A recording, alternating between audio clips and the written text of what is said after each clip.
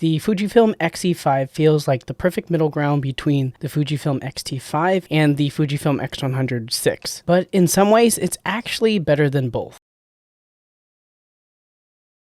A little warning though, I received this camera as a loaner from Fujifilm to do a first impressions review, but I don't really believe in a meaningful review that can be made in just 2 weeks. So my best reviews on my channel have been after daily use for about 3 to 6 months or sometimes even a year. This is going to be just a first impressions video based on early field use, focusing specifically on usability, ergonomics, shooting experience, and weighing out the use case comparisons between other Fujifilm models that you might be considering against the Fujifilm X-E5. But before we jump into it, I wanted to take a moment to thank today's video sponsor, Squarespace. I've actually been using Squarespace for over 10 years now. Their templates and easy to use interface make it incredibly simple to create and maintain a professional looking website without any coding experience necessary. My Squarespace website was an essential part of how I built my personal photography business. It allowed me to showcase my portfolio, share recent work on my blog, and receive inquiries from potential clients through a contact form. If you're one of those photographers relying on your Instagram profile as the sole place to share your work and build your photography business, I would really consider making a website on Squarespace. You can visit squarespace.com/Reggie Ballesteros to start a free trial and get 10% off your first purchase of a website or domain. Thanks again to Squarespace for sponsoring this video. So first up, let's get through some general first impressions of the camera. The sensor and the processor is exactly the same as the X-T5 and the Fujifilm X-100VI, and it's also the same as the X-C50. So there's not going to be really any surprises here in terms of photo image quality as well as video image quality. It's the same package. As far as the build quality and the feel, honestly, this camera just feels more premium than the Fujifilm X-T5. You know, the nice lines, the material, I think this is milled out of like a solid piece of metal, which is pretty nice. And the weight of it actually feels a little bit more like substantial over the Fujifilm X-100VI. So this camera overall just has a premium feel, but of course it's not going to have the lens. You're going to be able to pick the lens. As far as like who I think this camera is targeted for, definitely street photographers, those who want to travel, and I think those who are okay with a slower pace type of photography for those working photographers. It just really isn't geared for the speed of say like the X-T5 and the X-H2S. As you can see, I kind of decked out my camera with some accessories, but this is one of those cameras that inspire you to just pick it up and shoot just based on how it looks. This is a pretty camera. This is a sexy looking camera. I feel like the XM5 was a very good looking camera, and this one just kind of takes it up a notch and makes it very clean, similar to the X-100VI, but it just feels a little bit more refined overall. It's compact, definitely more compact than the X-T5, which I can put right here. It's going to be a little bit less bulky in terms of the grip and the ergonomic side, as well as less stuff going on top. There's not like the hump from the viewfinder. The thing that I love the most is I get my EVF back. I was sorely missing from the XM5 because of the other thing is the XM5 had a side flip tilt screen, whereas this one has horizontal tilt screen that just comes out in the center in line with the lens. And I miss this a lot. This is kind of bringing back the type of workflow that I like, having an EVF and a tilt screen. I think one thing that I noticed is that right over here where my pinky sits, just from holding the camera like this, it does hurt over quite some time, like specifically right here. It's a little bit sharp. There's a little bit like of a bump right here.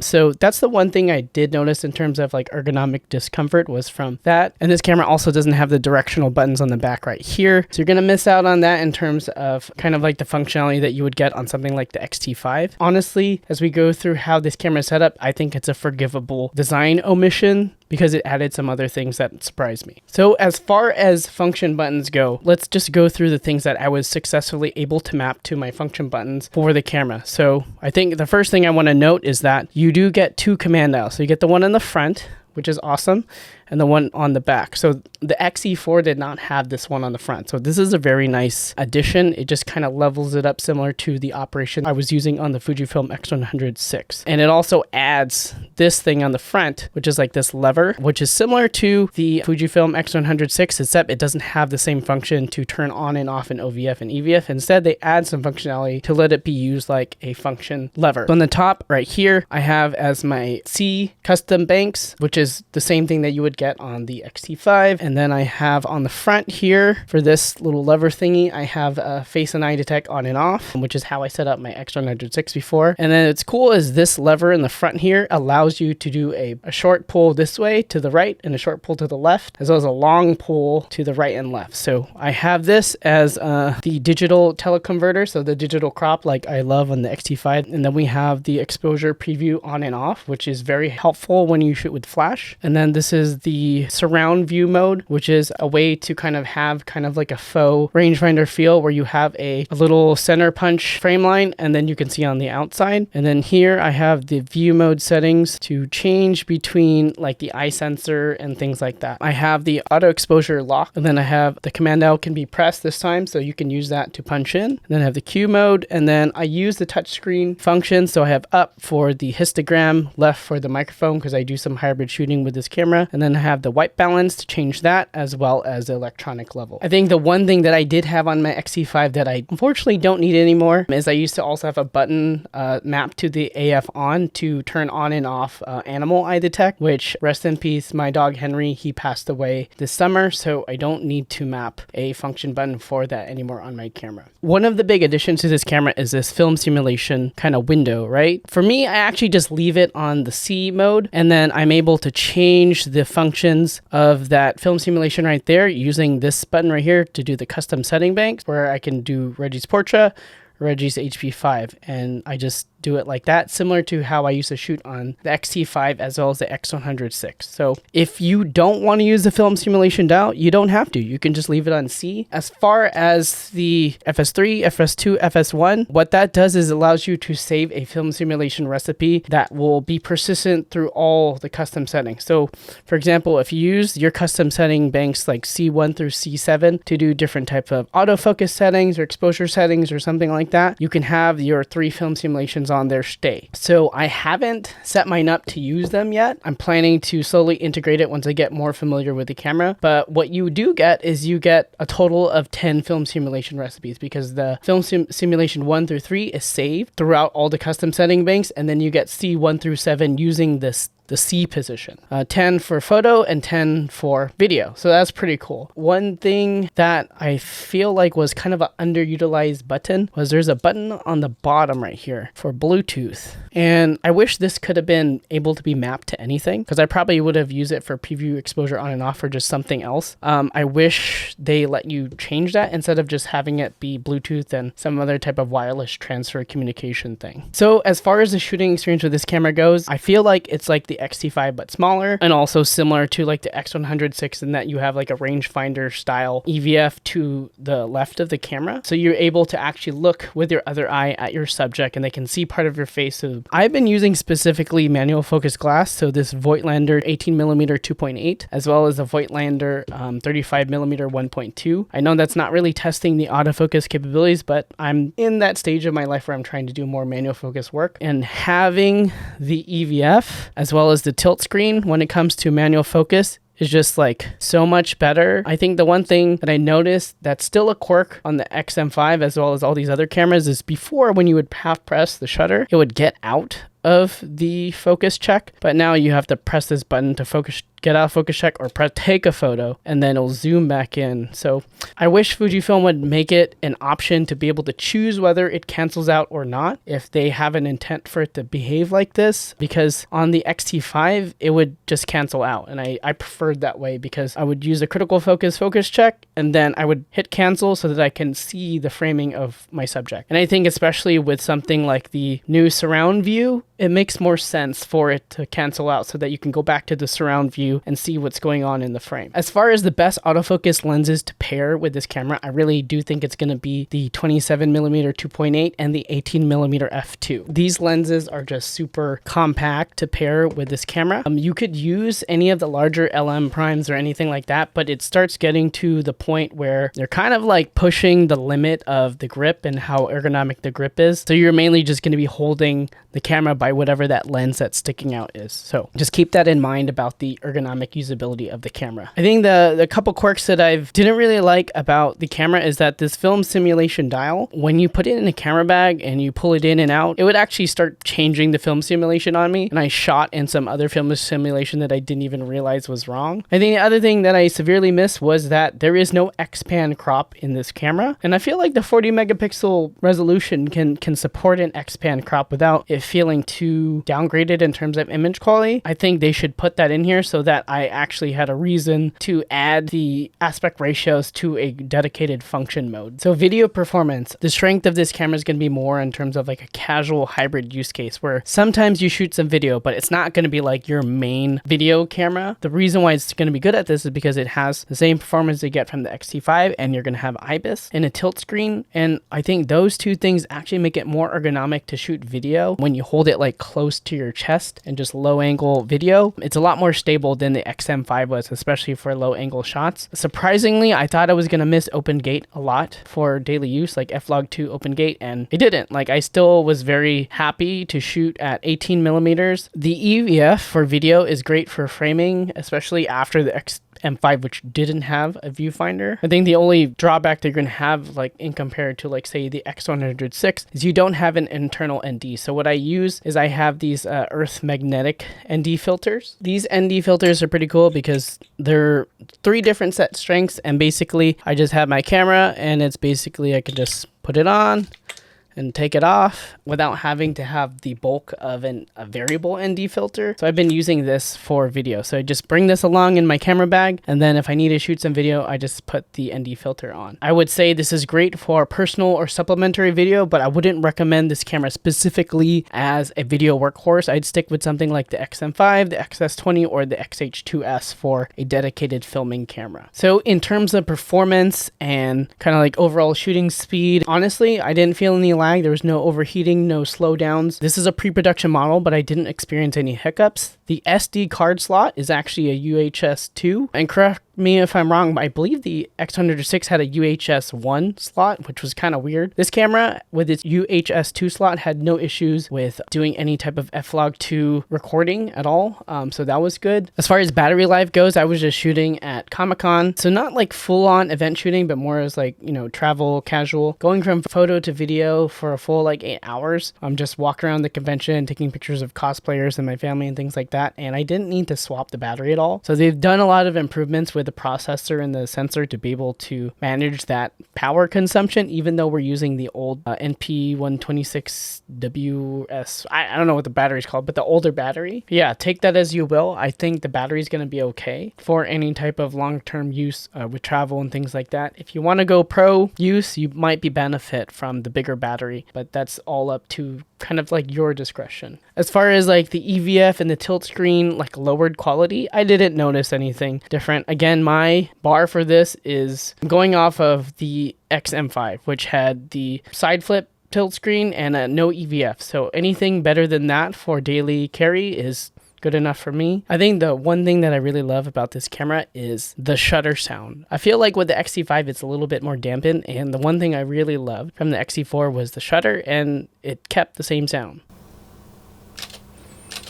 That sound is just a lot more solid. So in terms of comparisons, I don't have an X106 here on me, but you know, we could just look at the camera a little bit. One thing is, again, it's going to have similar handling with smaller lenses, not going to be as compact, I think, as the 23mm f2, because that's a leaf shutter and it's like kind of inside the camera a little bit. Obviously the EVF and the OVF is going to be better on the X106, but for me the X-E5 it's good enough. Like, I don't have a lot of demand for the highest quality EVF. I want it to be just in a nice overall package. The X-E5 has a more satisfying shutter sound compared to the leaf shutter of the X106, which is more on the stealth side. I will say, of course, I will always miss a leaf shutter, especially when using flash, because you have the high shutter speed sync with the flash. And then the ND of the X106 was really clutch to have when going from photo to video, because you could have it save the custom video bank to have the ND filter enabled and the photo mode to not have it enabled. And that was really cool. I would say you would pick the X-E5 X-E5 over the X106 if you want lens flexibility, for one, obviously. For me, I wanted to simulate basically a 28mm X106 without having to use that wide conversion lens. That's kind of what I didn't want. I would say choose the X106 if you know that you love 35mm equivalent focal length, or you really need the built-in ND and the leaf shutter and the flash. So the X-T5 versus the X-E5. I think these are going to be the biggest comparisons because they kind of had the same platform and almost, at the launch time, they had the same price. I'm going to talk a little bit about that. But the X-E5 strength, you're going to have, I'm going to say this again, a nicer shutter sound. You're going to have more film simulation slots because you can have C1 through 7 as well as FS1 through 3. And then you're going to have a more compact form factor, a more stylish body. The X-T5 though is more just robust for professional work. You have the dual SD card slots right here. You have the bigger battery, you have a bigger EVF with an iCup. But for me, the X-E5 has been collecting dust because it's a little bit just too big for my daily use. Also, it's black. I wish I had it in silver so they could use it with my Voigtlander lenses. But personally, for me, I'll be replacing my X-T5 with an X-E5 because I just like the design better. For my season of life, I want something that's inspiring to look at and to use, to carry around more, kind of like a fashion piece. And the X-E5 just does it for me better than the X-T5, which reminds me of doing work. So the trade-off is, are you going for a premium body feel, or are you going to try to get all those missing pro features on that you could gain from the X-T5? That's kind of how you have to weigh that out. As far as versus an X-E4, I don't have an X-E4 here, but I did use it before. And the one thing that I didn't like about the X-E4 was it didn't have 2 command dials. And now this camera has both. You have the front and the back, and that in itself, I think just improves the functionality by twofold, as you would think. And it also has the front lever control, which adds a whole bunch more functionality to it. You have the top function button here. So overall, it's just a much more customizable camera as opposed to the X-E4. And you actually get this small grip here, which the X-E4 was flat, similar to the XM5. More buttons, more controls, you get IBIS and the bigger sensor. So if you're somebody that was looking for all that in terms of upgrade, I think it's a solid upgrade if you feel like you're missing that. But I also will say that if you're fine with the user flow of the buttons and stuff on the X-E4, it's already a perfect camera and it's very good. I feel like the X-E5 is kind of like the E series kind of elevated. So it's not going to be a budget option like the X-E4 was back in the day. I feel like that's now the X-T32 is now the budget option next to the XM5. So unfortunately, I can't have it compared to the XM5 because it's the one that's filming this top-down angle. But for me, it solves all the gripes that I had. It adds the EVF back. It swaps out the flip screen in exchange for the tilt screen, which I love more. There's more manual controls. I get 2 command dials. I think the X-E5 is better for photography first users. Budget not in consideration. For vlogging, open gate filming, front-facing video where you want to film yourself or check your framing when you're in the shot, XM5 is going to be better for that. If the X-E5 had open gate, I think that would be the best of both worlds. Like, honestly, that would be kind of like the perfect camera for me in all of it, but I'm not going to gripe about it because I feel like the amount of times I use open gate isn't that much actually. So now let's talk about the price. When this camera was announced, the Fujifilm X-E5, everybody was complaining about the price. I had an initial sticker shock too because it's like $16.99 for the body. That's like pretty much the same price as the X-T5. Like, why would I do that? Why would anybody do that? But after using it in the field, the price does make more sense. It has a premium build. I think it's more of like a lateral luxury model next to the X-T5 as opposed to like you're not supposed to compare it as a to B. Like this camera has just a different build. It's for a different person and it has the same internal, so in terms of image quality, you're not getting anything much different. But yeah, you're losing out on certain luxuries like deeper iCup, higher resolution EVF, battery, dual card slots, and all that stuff. But the thing that kind of remedies all of this, even after I field tested it, is Fujifilm actually released, at least it's rumored that they're going to raise the prices across the board on August 1st. So at launch, before, when just the X-E5 was announced, XM5 was $799, the X-T5 was $1399, the X106 was $1599, the X-T5 was $1699, and the X-E5 was the same price, $1699. So it's basically like the 5th top of the most expensive, right? After August 1st, it's going to be XM5 is $899, X-T50 is $1599, and and the X-E5 is $1699. So it's like in the middle, and the X106 is $1799, and the X-T5 is actually $1899. So if you didn't buy the X-T5 when you could have, you're gonna have to pay more for it now. And I think it's because, at least for the US prices, this is within the context of the new tariffs. So there's a price hike driven by the tariffs, and unfortunately, I think Fujifilm should have announced this price increase before the X-E5 was announced, so that people didn't have all this like bad complaints about the price. So for those budget conscious shooters, I would still consider the X-M5 and the X-T50, or there's supposed to be a successor to the X-T30. But if you're looking for like a main camera and budget aside, I do think the X-E5 could be it. If you're a hobbyist that has more budget, if you're okay trading in dual card slots for bigger,